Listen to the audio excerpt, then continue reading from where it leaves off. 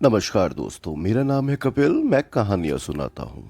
मालिनी और शेखर की शादी को तकरीबन 2 साल हो गए थे।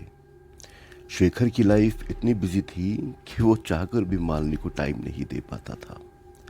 पर इस बात का मलाल मालिनी को जरा भी नहीं था, क्योंकि वो शेखर को बहुत अच्छी तरह से जानती थी और ये दोनों की लव मैरिज भी थी।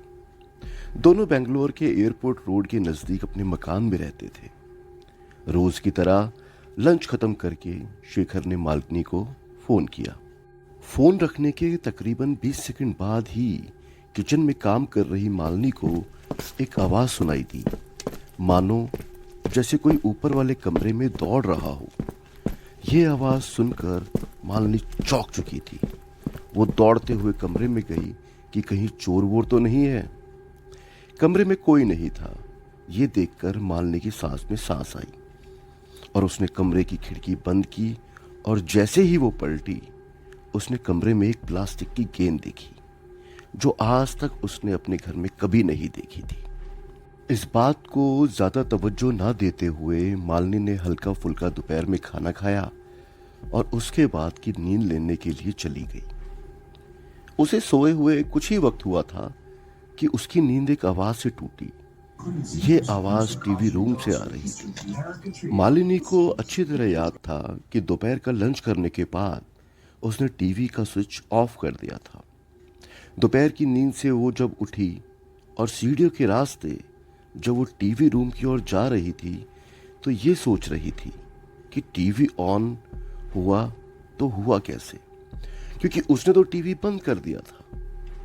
टीवी का वॉल्यूम देखा तो पूरा फुल पर था।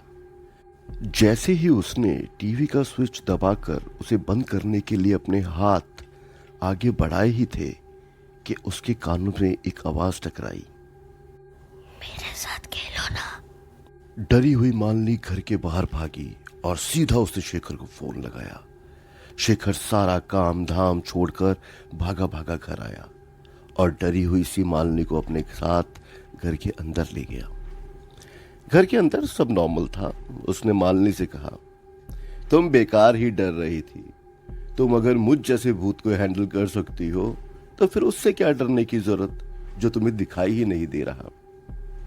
देर रात तक बात करने के बाद शेखर और मालिनी सोने चले गए। रात तकरीबन 3 बजे मालिनी की नींद एक आवाज से टूटी। आवाज सुनकर ऐसा लग रहा था मानो कि उनके दरवाजे पर प्लास्टिक की बॉल मार मार कर कोई खेल रहा हो। मालिनी ने शेखर को नींद से उठाया और कहा, क्या तुम वो आवाज सुन पा रहे हो? रात 3 बजे मालिनी के मुंह से ऐसी बात सुनकर थोड़ा लताड़ते हुए शेखर ने कहा, मालिनी बस करो यार, बहुत हो गया। मैंने पहले ही तुमसे कहा था कि ये भूत भूत कुछ नहीं होते। तुम सो जाओ, तुम्हें नींद की जरूरत है। मालिनी सोने की कोशिश करने लगी और उसके साथ ही शेखर भी सो गया। सुबह 6 बजे शेखर की नींद टूटी क्योंकि उसे प्यास लगी थी। सीढ़ियों से होते हुए शेखर फ्रिज के पास गया। फ्रिज से पानी की बोतल निकालकर वो पानी पी ही रहा था कि इस बार शेखर के कानों में एक आवाज सुनाई दी। फ्रिज की लाइट की रोशनी में उसने देखा कि प्लास्टिक की एक बॉल उसके पांव के पास पड़ी है। शेखर ने वो बॉल उठाई और दाएं बाएं देख ही रहा था कि उसके कानों में तभी एक आवाज आई, चलो चलो खेलती हैं प्लीज। शेखर ने बॉल उठाई और हवा में दूसरी तरफ फेंकी और बॉल बॉल वापस उसके पास चली आई। थोड़ी देर बाद मालिनी बेडरूम से बाहर आई और बोली, शेखर ये क्या हो रहा है?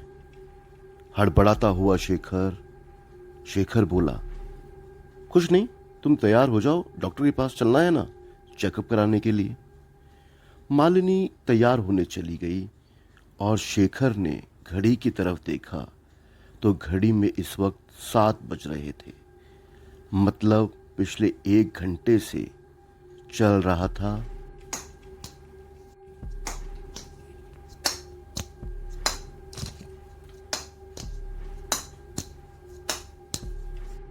रूटीन चेकअप कराने गए तो पता चला कि मालिनी माँ बनने वाली है। इस खुशी के मारे सारी बातें भूलकर वो घर लौटते वक्त बाजार से खिलौने, कपड़े, पालना, बहुत सारी चीजें खरीद लाए।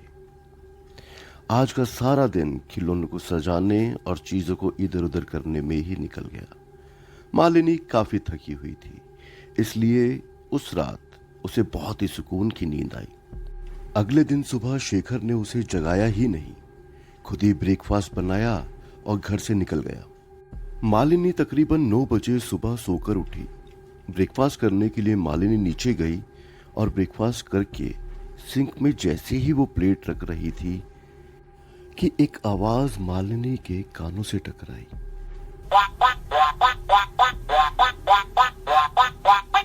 मालिनी ने उस खिलौने को उठाया और उसकी चाबी बंद करके खिलौने को किनारे रख दिया। मालिनी ने ऊपर वाले कमरे में जाने के लिए जैसे ही पहली सीढ़ी पर कदम रखा, ऊपर से एक बॉल गिरते हुए नीचे आया। ये बॉल उसके पैरों के पास पहुंची और साथ ही उसके कानों में एक आवाज, मेरे साथ खेलो ना। शेखर घर पहुंचा तो मालिनी सीढ़ियों पर बेहोश पड़ी थी। उसकी लाख कोशिशों के बावजूद जब मालिनी को होश नहीं आया तो शेखर ने उसे उठाया और कमरे के अंदर चला गया। शेखर उसे जगाने की कोशिश कर रहा था कि अचानक शेखर की हालत खिसियानी बिल्ली खंबा नोचे जैसी हो गई। ना ही गुस्सा कर पा रहा था और ना ही अपने गुस्से पर काबू कर पा रहा था। उसने गेंद उठाई और सीधा खिड़की से बाहर फेंक दी। गेंद बाहर फेंकते ही मालिनी को धीरे धीरे होश आने लगा। होश में आ चुकी मालिनी के लिए पानी लेने शिखर नीचे गया। पानी लेकर शेखर ऊपर जा ही रहा था कि पलटकर जोर जोर से चीखा, नहीं खेल सकता, नहीं खेल सकता, नहीं खेल सकता, नहीं खेल सकता मैं तुम्हारे साथ। बचपन से कहते कहते परेशान हो गया हूं मैं। क्यों मेरा पीछा नहीं छोड़ते? मुझे छोड़ दो, सुबह शाम रात कभी तो मुझे अकेला छोड़ दो, कभी तो। चीख पुकार सुनकर मालिनी दौड़ी दौड़ी बाहर आई और शेखर के उसके चिल्लाने का कारण पूछते हुए सीढ़ियों से उतर ही रही थी कि न जाने कैसे कैसे उसके कदम फिसले और मालिनी की आंख खुली तो अस्पताल में थी। सामने था एक बुरा सच कि मालिनी के मां बनने का सपना टूट चुका था।